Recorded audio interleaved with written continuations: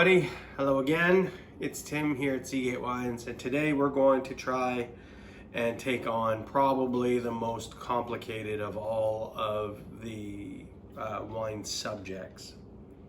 So this is going to be over 3 parts, and we're going to start off with a little bit of a backstory and some history on Bordeaux. So for me, Bordeaux is the capital of wine worldwide. In my personal opinion, they are the best wines, not all, but some are the best wines that are being made anywhere in the world right now. So let's go through, we'll start with a little bit of a history on the city of Bordeaux itself and the area, the region itself. And then we're going to break it down. We'll do 2 more parts. I'm going to do one on the left bank and then one on the right bank. Basically because that's kind of the order of operations of how this all started in the first place. So first off, Bordeaux. Bordeaux is a city and a region. It's 2 different things at the same time. Bordeaux, the city, is a place of culture. It is a gorgeous, gorgeous city. It has some amazing architecture still that is pretty much untouched from the 17th and 18th century. The Grand Theater is probably one of the most beautiful theaters in all of France. It was built by Victor Louis in the late 1700s and still remains exactly the same today. It was recently completely renovated to its original glory, as it were, in the last 5 years. It's also an amazing place for food.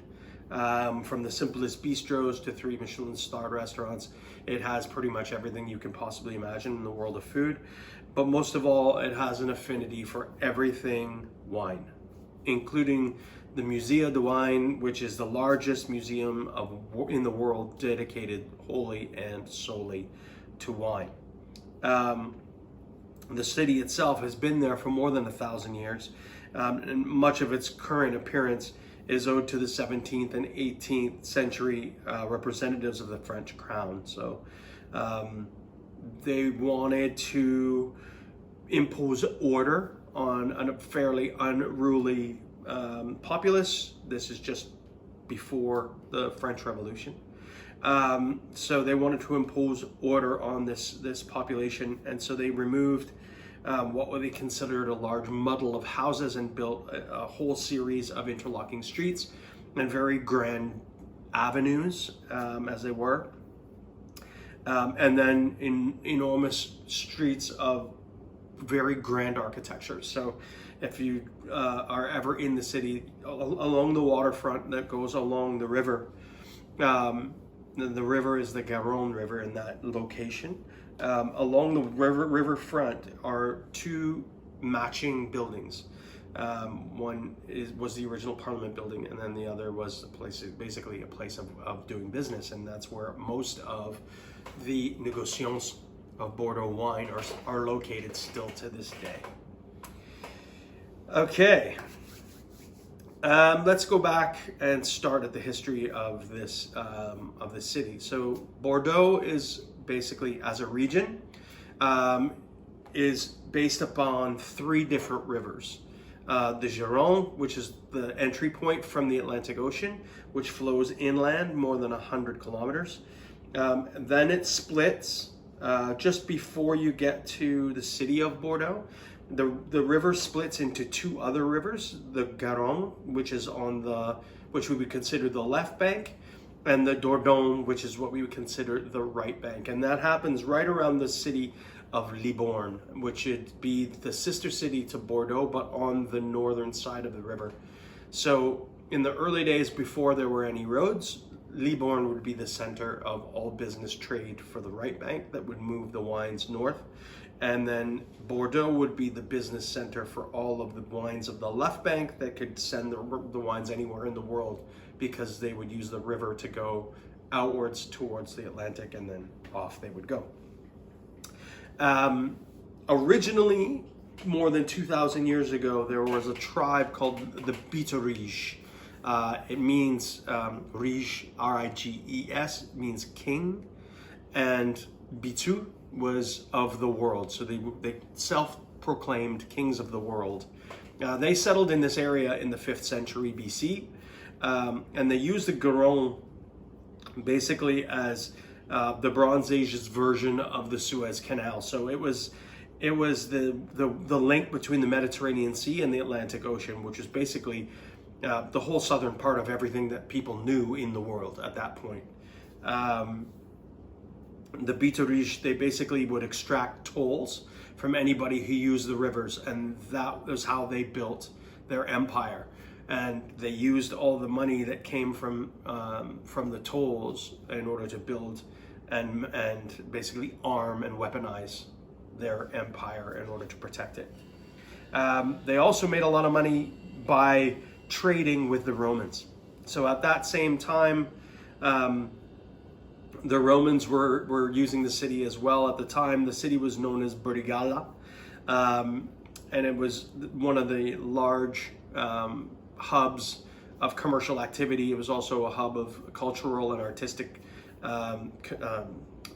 happenings, as it is now. So it was kind of the center of this part of the world at that time. The Romans, they were the ones who started with vines, and they brought vines with them in order to save on the cost of having to transport wine. So instead, they would just bring the vines wherever they settled, and then they would create the wine locally instead of having to ship wine from Rome to wherever their colonies were located. The Romans set up a colony on the right side, on the right bank of the river, basically what is now known as Saint-Emilion. And they brought their own vines, and the vines that grew best were originally from Albania, and it was called Baliska, was the original grape that came, and it was quickly renamed Biturica by the Bituriges. They renamed the vines as it came. And that grapevine, Biturica, is now known as the parent ancestor grape to Cabernet Franc and also to Cabernet Sauvignon.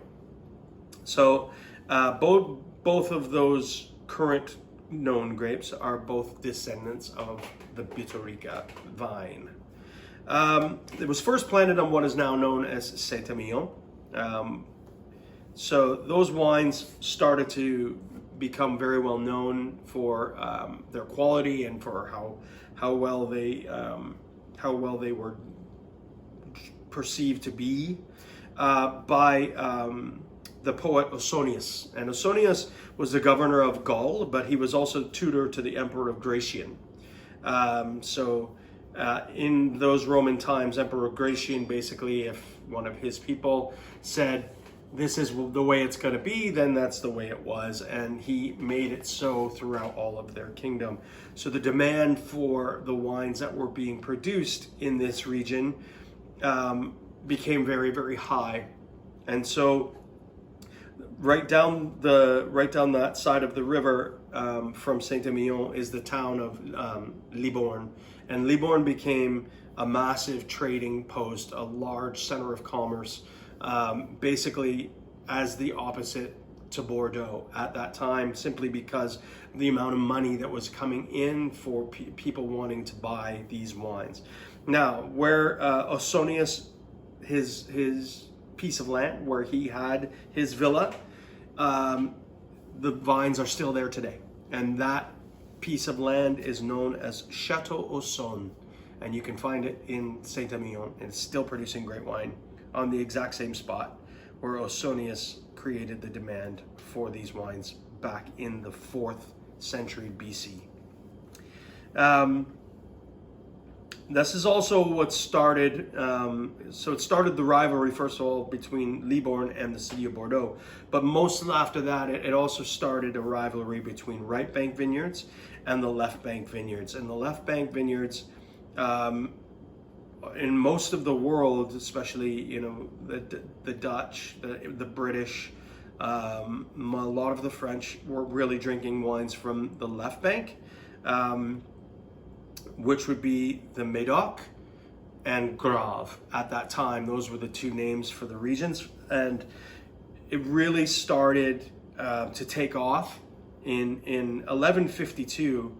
when Henry II of England married Eleanor of Aquitaine, and it brought British rule to Bordeaux.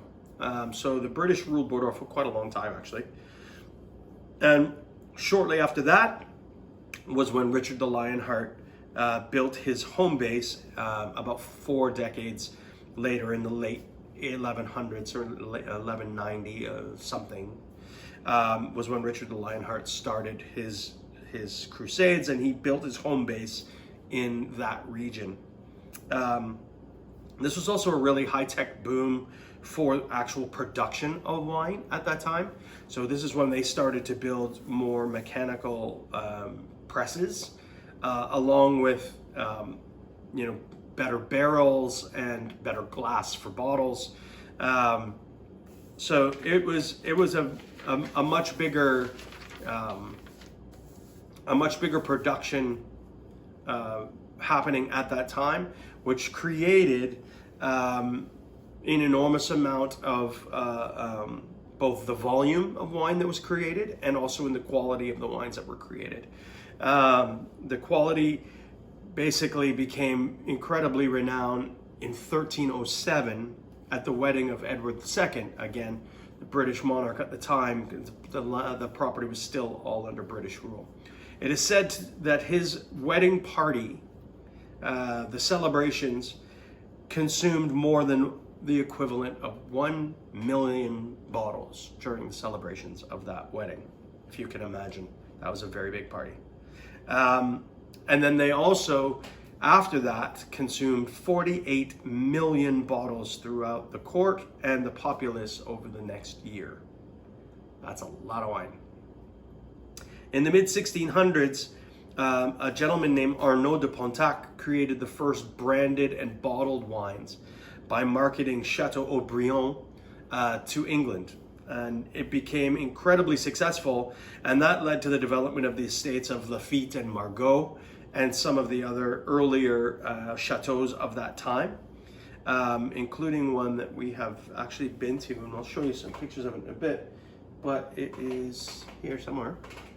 Around 1190, the chateau of Chateau de la Marque, which was owned and still is owned, now the 21st generation of the Marquis d'Evry.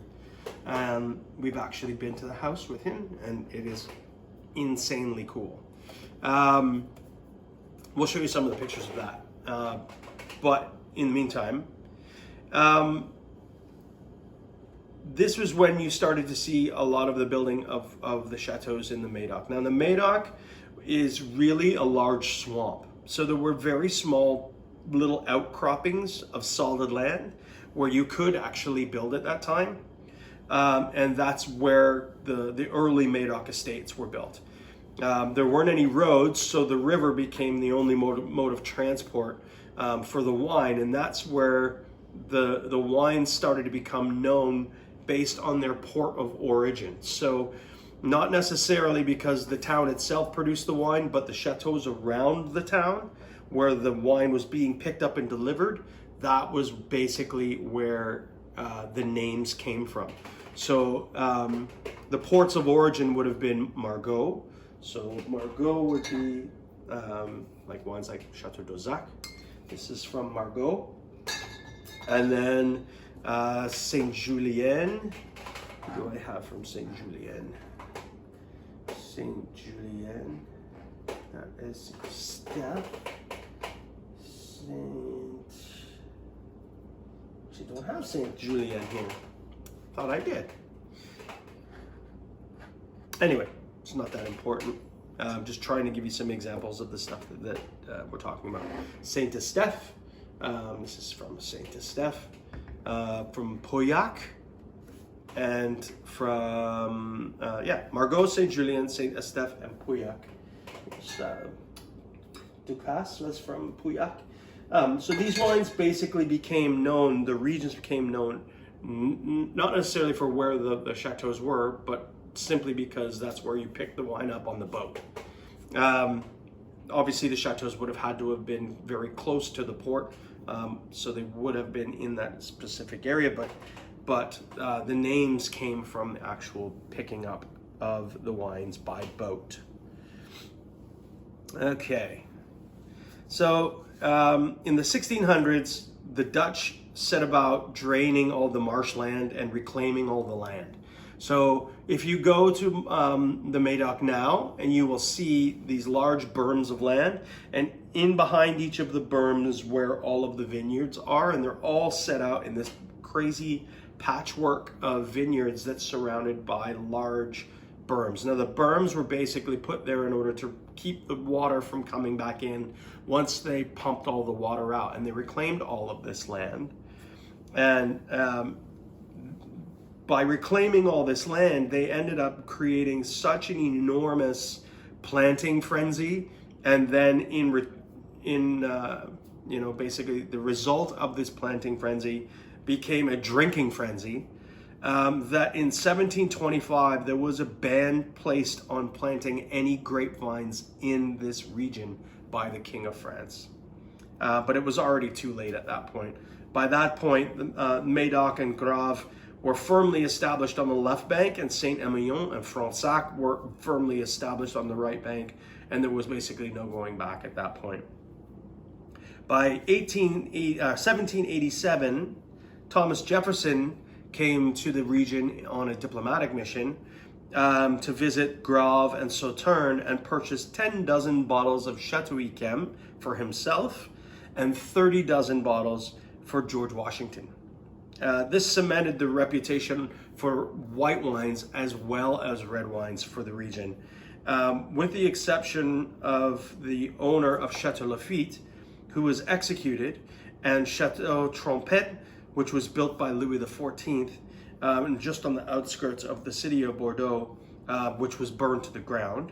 There were very few casualties of the French Revolution in Bordeaux, unlike Burgundy, which was decimated by the uprising based on the hierarchy of how the revolutionaries felt they were being mistreated. And as the largest part of the revolution was aimed at the clergy, there wasn't very many Bordeaux houses that were being run by monks or by the church. They weren't owned by the church. The land was private. It wasn't owned by the large churches, unlike Burgundy, which owned most of the land, and the wines were being produced mostly by the church itself. So Burgundy was pretty much decimated by the revolution as the general public basically took the land back away from the church by force, and then redistributed it amongst themselves. Back in those days, wine was traded as a commodity, kind of like pork bellies. So it was bought as futures while the grapes were still on the vine. In order to establish a list of quality that they could trade year in and year out, a list was created in 1855 of what was considered to be the best chateaus of the time. All of those chateaus were in Médoc, with the exception of Chateau Aubryon, which was in Grave. The list it still ludicrously remains today, and it is ludicrous because there were so many great wines being produced, and of the top 6 of what they considered the Grand Cru, there was only 6 named first growth, only 5 actually, and then a 6th was added in 1973. Of those wines, you could probably find many second growths that are as good or better. And in some areas like the right bank in Pomerol, you will find wines that are far superior in every way, that have no classification of any kind. So the list basically is exactly the same today as it was in 1855. And it separated all of the estates of the areas into 5 different levels of quality. And other than Mouton Rothschild, which we already just talked about, in 1973, it moved from a second growth to a first growth. And they said that was based on a technical error when they were dividing the land. The list has completely been unchanged since 1855. Sauternes, also ludicrously, was awarded twice as many first growths as Médoc and Grave combined. It was also classified in 1855, and Chateau Yquem was awarded a class unto itself, which is above all other first growth wines for some strange reason. Yes, it's good, but it's different. No wines on the right bank are part of the 1855 classification. So all the wine in Saint-Emilion was unclassified until they started their own classification system in the early 1900s. Pomerol, for example, which is just west of Saint-Emilion, literally a stone's throw, is home to some of the world's greatest wines, like Le Pen and Petrus, both commanding thousands and thousands of dollars a bottle. They have no classification at all. They're not Grand Cru, they're not Premier Cru, they have no classification. And so that kind of really sets up the modern era of these wines. And so we're gonna break this one from here, and then we're gonna separate this, and we'll go into more detail on the left and then on the right. So stay tuned and check out the left bank and the right bank videos, and we'll hopefully you'll learn a little bit more about how this goes. Enjoy. Cheers.